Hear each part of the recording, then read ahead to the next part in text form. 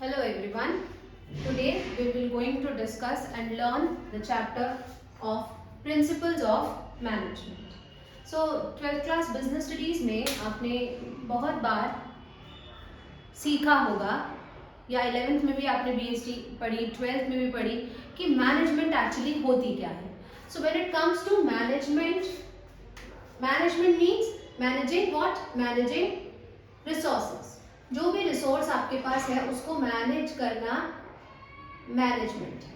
वो रिसोर्स कुछ भी हो सकता है, वो रिसोर्स आपका टाइम हो सकता है, वो रिसोर्स आपका पैसा हो सकता है, वो रिसोर्स आपकी स्किल, आपकी क्वालिफिकेशन हो सकती है. उन चीज़ों को जब हम मैनेज करते हैं और उससे अच्छी अर्निंग करते हैं then it becomes management. Clear?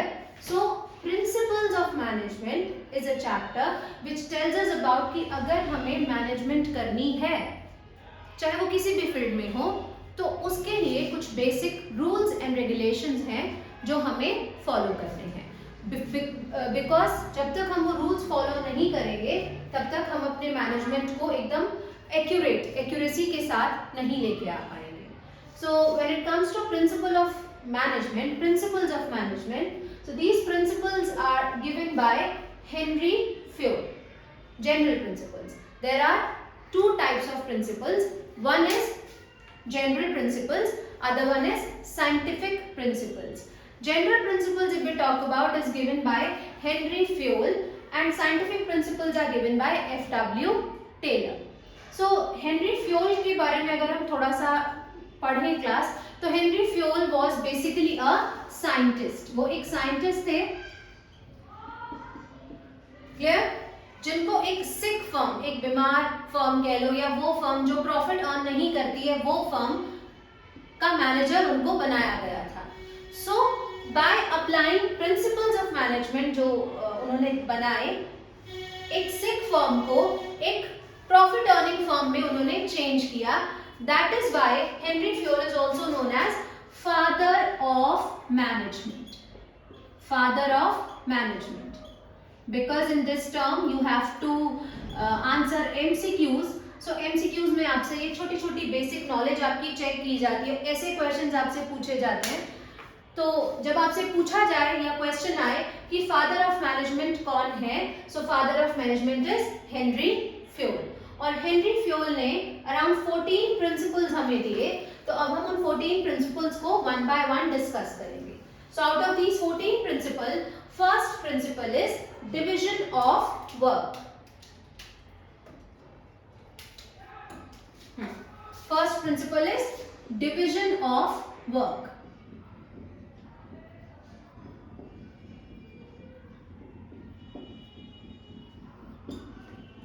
Division of work class. So division of work का मतलब है काम को बांटना. हिंदी की बुक्स में इसे लिखा होगा कार्य का विभाजन करना. सो काम को बांटना ये पहला प्रिंसिपल है जो हेनरी फ्योल ने दिया. According to Henry Fayol, principle of division of work says that कि हमें काम को लोगों की कैपेबिलिटीज के अकॉर्डिंग उसको डिवाइड करना चाहिए. लाइक अगर हमारे पास बहुत सारे लोग हैं, हमारे पास अपनी टीम है, स्टाफ है, तो एज अ हेड आपको पता होना चाहिए कि किस पर्सन में क्या कैपेबिलिटी है और उसकी कैपेबिलिटीज के अकॉर्डिंग जब आप उसको काम दोगे तो ऑब्वियस सी बात है वो काम को बहुत अच्छे तरीके से करेगा. So that is principle of division of work. ये नहीं कि आप किसी को कुछ भी उसकी कन्वीनियंट के अकॉर्डिंग दे दो कि हाँ ये आप आज ये करो, कल अगले दिन किसी को कुछ और काम दे दिया. तो जब ये चेंजेस हम करते रहते हैं तो क्या होता है, एक तो एक बंदे को एक्सपीरियंस गेन नहीं होता उस काम को लेके, उसको एक्सपर्टीज नहीं आती है. So that's why Henry Fayol said कि डिवीजन ऑफ वर्क में आप लोगों को उनकी कार्य क्षमता के अनुसार, that means according to their capability, आप उनको जज करेंगे और उनको वो काम देंगे जिसमें वो माहिर है या माहिर हो जाएंगे इन फ्यूचर. बिकॉज रिपीटेटिवली जब आप एक काम को करते रहेंगे सो फॉर श्योर आपको उसके अंदर एक्सीलेंस मिलेगी. सो this is principle of division of work.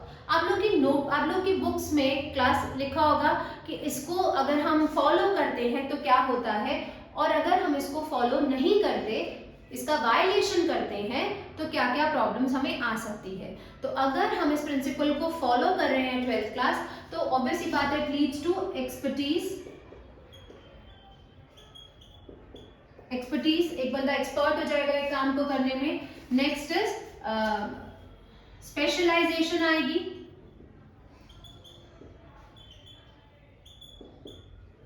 और अगर हम इस प्रिंसिपल को फॉलो नहीं करते हैं तो इसी का उल्टा, no specialisation is achieved by our workers, उनको कोई स्पेशलाइजेशन नहीं मिलेगी, ठीक है। They will take more time in work, more time consuming, because अब बार बार किसी को अलग अलग बदल के काम देते रहोगे, उसको वो सीखना पड़ेगा, समझना पड़ेगा, तो उसको ये प्रॉब्लम्स आएंगी। So division of work is clear to everyone. Division of work says that कि लोगों को उनकी कैपेबिलिटीज के अकॉर्डिंग काम देना चाहिए, बिकॉज वंस आप रेपिटेटिवली उस काम को करते रहते हैं तो आप उसके अंदर एक्सपर्ट हो जाते हैं। सो this is what this principle says. एक और चीज, प्रोडक्टिविटी भी बढ़ेगी, इंक्रीज इन प्रोडक्टिविटी, बिकॉज अगर कोई पर्सन स्पेशलाइज हो जाएगा किसी काम को करने में तो कम टाइम में वो ज्यादा काम करेगा। कम टाइम में जब ज्यादा काम होगा तो कॉस्ट जो है वो क्या हो जाएगी, कम हो जाएगी। कॉस्ट कम होने का मतलब in business studies what does it means, अगर कॉस्ट कम हो रही है किसी चीज की, that means we are gaining more profit. So this is principle of division of work. Again आप जो भी पढ़ रहे हैं, आप जिस भी चीज की क्लास हो रही है क्लास, आप उसको अभी समझें, देन आफ्टर क्लास आप उसको अपनी कोई भी हेल्प बुक जो भी आप पढ़ रहे हैं, जो भी आपके स्कूल्स में प्रिस्क्राइब की है, आप उसको रीड आउट करिए, and if there is any problem you can comment down. Next is second principle is principle of authority and responsibility. Okay, second principle is principle of authority and responsibility. So when it comes to authority and responsibility class, authority का मतलब होता है किसी को power देना, और responsibility को हम हिंदी में कहते हैं जवाबदेह, कि आप उससे पूछ रहे हो कि भाई आपसे ये काम क्यों नहीं हुआ। So when it comes to principle of authority and responsibility, authority का मतलब है right to give order and obtain obedience। अभी मैं आपको क्लियर करती हूँ इसका क्या मतलब है। Right to give order and obtain obedience, and when it comes to responsibility class it means obligation to perform jobs on time. Business studies में authority and responsibility they both goes hand in hand. कैसे? Without authority responsibility किसी काम की नहीं है, और responsibility है और अथॉरिटी नहीं है तो वो भी किसी काम की नहीं है। फॉर एग्जाम्पल, एक मैनेजर ने अपने जो उसके नीचे जो सुपरवाइजर काम करता है, आपने लेवल्स ऑफ मैनेजमेंट पढ़ा होगा, उसमें होता है top level, middle level and supervisory level. तो जो मिडिल लेवल है उसने अपने सुपरवाइजरी लेवल को कुछ काम दिए। अब उस सुपरवाइजरी लेवल ने आउट ऑफ दैट लेवल एक टीम, मतलब बहुत सारी टीम्स को फॉर्म किया, और हर एक टीम के अंदर उन्होंने 10 पर्सन्स को रखा। A is the team leader of that 10%. अब टीम लीडर रखा आपने, और आपने अब अगर ये प्रिंसिपल यहाँ पे काम करेगा, देखिए अथॉरिटी एंड रिस्पॉन्सिबिलिटी, तो कैसे काम करेगा। आपने उसको टीम लीडर तो बना दिया, और आपने उसको रिस्पॉन्सिबिलिटी भी दे दी कि मिस्टर ए आपको ये काम इतने दिन के अंदर फिनिश करवाना है, इट्स योर रिस्पॉन्सिबिलिटी। लेकिन ये जो आपने उसको ऑर्डर दिया है ना, ये जो रिस्पॉन्सिबिलिटी दी है, ये आपने उसको सबके सामने नहीं दी। आपने उनको बुलाया और आपने उनको बता दिया कि देखिए आप टीम लीडर हैं और ये काम आपको करना है, 10 दिन के बाद हम आपसे इसका आंसर मांगेंगे कि ये काम हुआ है या क्यों नहीं हुआ। Answerability, in short we can say responsibility is answerability. तो अब आपने उसको रिस्पॉन्सिबिलिटी तो दे दी, लेकिन बाकी जो 10 लोग हैं उनको आपने बताया ही नहीं। मतलब आपने जो उसको पावर दी है वो पावर उस तक पहुंची ही नहीं। इन द सेंस मीन्स जब तक ये 10 लोग जो हैं आप इनको बताएंगे नहीं कि A is your team leader, you have to obey him, तब तक अथॉरिटी नहीं मिलेगी। तो जैसे ही अथॉरिटी मिलेगी तब रिस्पॉन्सिबिलिटी जो है वो हैंड इन हैंड चलेगी। This is what authority and responsibility का principle says, that both authority and responsibility should go hand in hand. अब देखिए यही अगर ए को हमने अथॉरिटी दे दी, सबके सामने हमने डिसाइड किया कि जितने भी लोग अपना काम कर रहे थे, on the basis of that work we had chose A to be our team leader, तो उससे क्या होगा, एक तो बाकी सबको भी मोटिवेशन मिलेगी कि देखिए ए ने अच्छा काम किया तो उसको टीम लीडर बनाया गया, नेक्स्ट टाइम मैं भी ऐसे ही काम करूंगा, so that I will be the team leader. दूसरी चीज, अब लोगों को मालूम चल गया कि वो टीम लीडर है एंड वो उनका इमीडिएट बॉस है। ये जो 10 लोग ए के नीचे काम कर रहे हैं, whose their immediate boss, A is their immediate boss.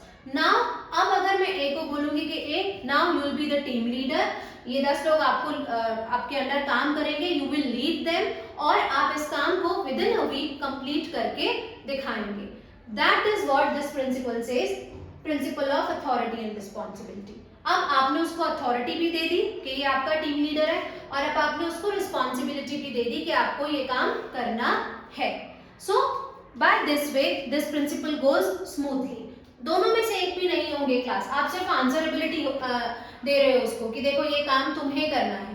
कैसे करेगा वो काम जब कोई उसकी बात सुनेगा नहीं, because all are in a same position, so काम नहीं होगा, प्रिंसिपल वायलेट हो जाएगा। और सिर्फ आप उसको अथॉरिटी दे रहे हैं, आप बॉसिज्म कर रहे हैं कि फेवरिज्म कर रहे हैं, ये आपको पसंद है कोई वर्कर आपके ऑफिस में तो आप उसको बोल रहे हैं कि हाँ आप सब इसकी बात मानेंगे, या अगर वो कुछ गलत कर रहा है तो उसके ऊपर कोई एक्शन नहीं लिया जा रहा है। That is what authority is. वो जो मर्जी करे, काम करे या ना करे, किसी भी हद तक किसी को एक्सप्लॉइट करे, आप उसको कुछ कहेंगे ही नहीं। तो सिर्फ अथॉरिटी देना is very harmful for the firm itself, and सिर्फ रिस्पॉन्सिबिलिटी देना उस पर्सन के लिए हार्मफुल है क्लास जिसको वो दी जा रही है। So both authority and responsibility goes hand in hand. This is what this principle says.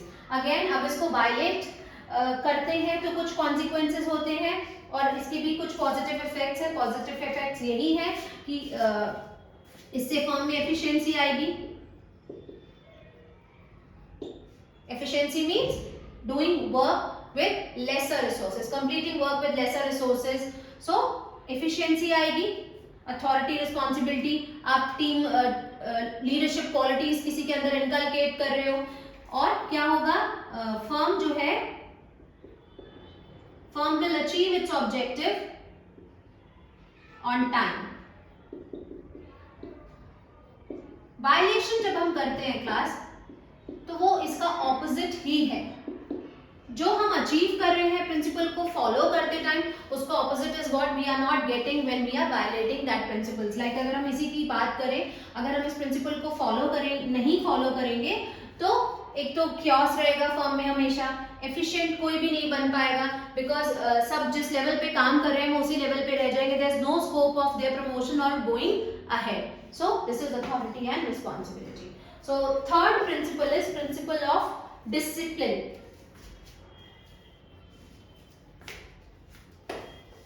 Easiest principle of all the 14 principle is principle of discipline.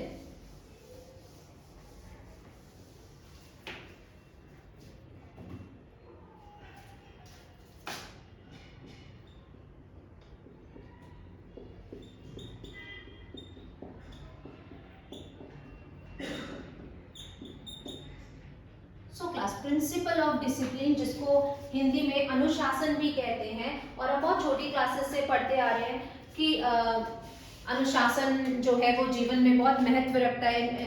Discipline is very important in one's life. सो जब सबकी life में discipline important है, ऐसे ही वो business में भी important है। Discipline means what, obligation of rules.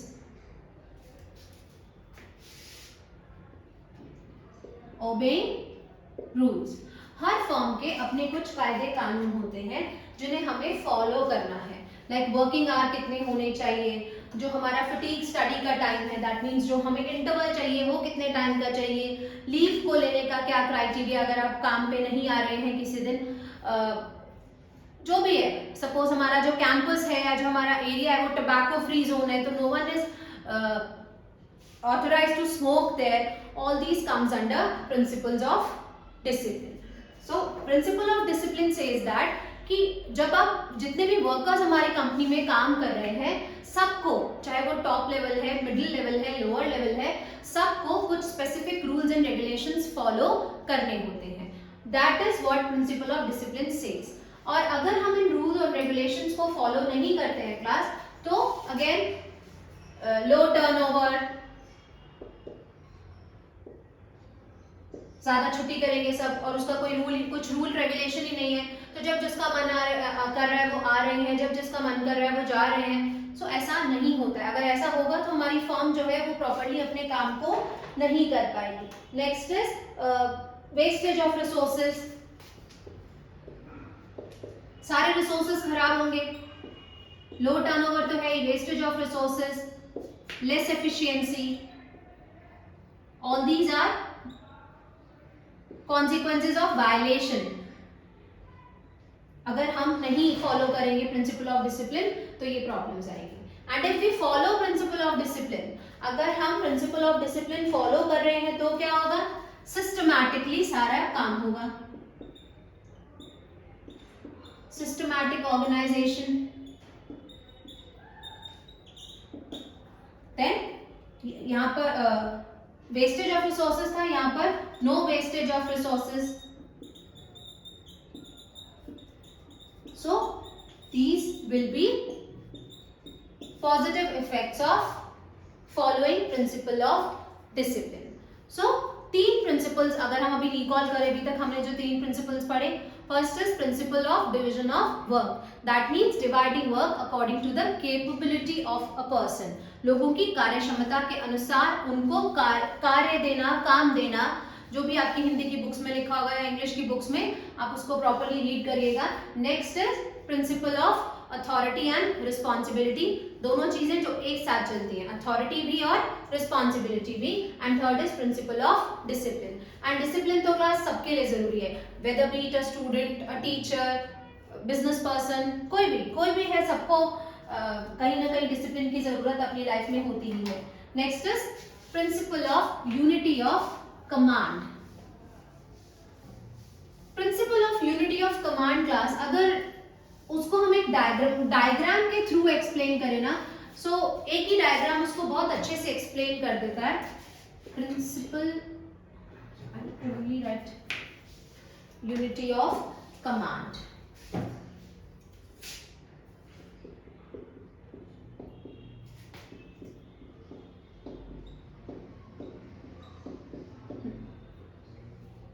Command means क्या होता है क्लास? कमांड मीन्स किसी को बताना. लाइक आपका बॉस कौन है, वो आपको कैसे बताएगा कि आपको क्या करना है. कमांड मीन्स किसी को बताना कि काम कैसे किया जाएगा, कब किसी को कमांड देना. So unity of command says that, अब एक डायग्राम के थ्रू समझो. यूनिटी ऑफ कमांड ये कहता है, this is what unity of command says.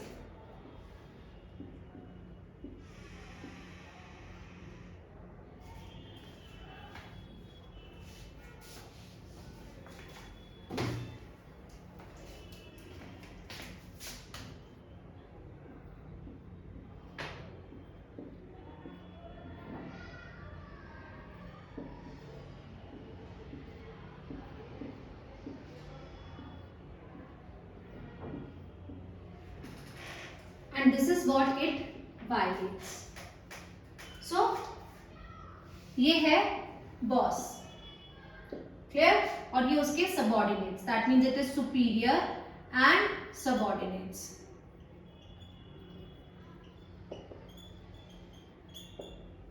से अब यूनिटी ऑफ कमांड सेज कि यूनिटी होनी चाहिए कमांड देते टाइम. यूनिटी मीन्स यानी कि there should be one boss. This is what this principle says. Concept of one boss. Clear? अगर एक बॉस नहीं होगा, that means अगर ये clear नहीं होगा, like who's our immediate boss and to whom we should look after when it comes to any kind of problem in our business or in our work, तो हम हमेशा chaotic situation में रहेंगे कि हम इससे पूछें, suppose ये A है, ये B है, ये C है, तो whom we will approach. So unity of command जो है वो ये कहता है कि there should be one boss, because अगर एक से ज्यादा बॉस लोगों को काम समझाते हैं या करते हैं तो कोऑर्डिनेशन जो है फर्म का वो खराब हो जाता है। And sometimes it results in duplication also, because कुछ क्लियर ही नहीं होता कि किसी ने किसी को क्या कहा।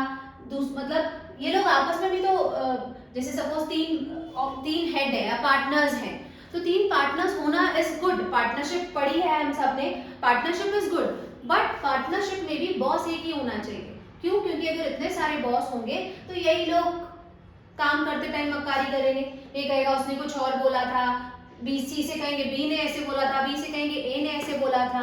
इन शॉर्ट हमारे ही फर्म के रिसोर्सेज खराब होंगे। So this principle says that there should be one boss, और वही एक ही बॉस होना चाहिए जो उनको कमांड दे। मतलब पार्टनर्स होना इज नॉट रॉन्ग, पार्टनर्स हों, लेकिन which partner is there to be communicate with their subordinates वो क्लियर होना चाहिए, सो दैट ड्यूप्लीकेशन ना हो, कोऑर्डिनेशन में कोई प्रॉब्लम ना आए और काम जो है वो प्रॉपरली होता रहे। सो अगर हम इस प्रिंसिपल को वायलेट करते हैं क्लास, या इसके पॉजिटिव इफेक्ट की पहले बात करते हैं, तो अगर इसके पॉजिटिव इफेक्ट्स की बात करें तो क्या क्या है होंगे इसके पॉजिटिव इफेक्ट्स, अब आप खुद बता सकते हैं। जब कोई प्रॉब्लम ही नहीं रहेगी, पता है डायरेक्ट बॉस कौन है और क्या ऑर्डर दिया जा रहा है, तो कोऑर्डिनेशन रहेगा, यूनिटी रहेगी, और जो ग्रुप गोल्स हैं वो अचीव किए जाएंगे, group goals to be achieved. And if these principles are to be violated, अगर इस प्रिंसिपल को वायलेट किया जाएगा तो क्या होगा? Know coordination,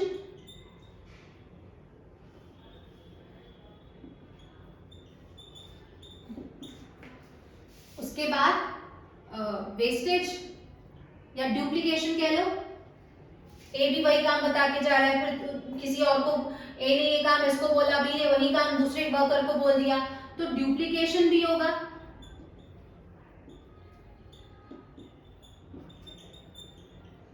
and duplication of work means what? ये नहीं है कि काम दोबारा हो गया तो वो ठीक हो जाएगा। काम दोबारा होने से मतलब है कि हमारे रिसोर्सेज भी तो वेस्ट हो गए। अब और रिसोर्सेज आर ऑलवेज व्हाट?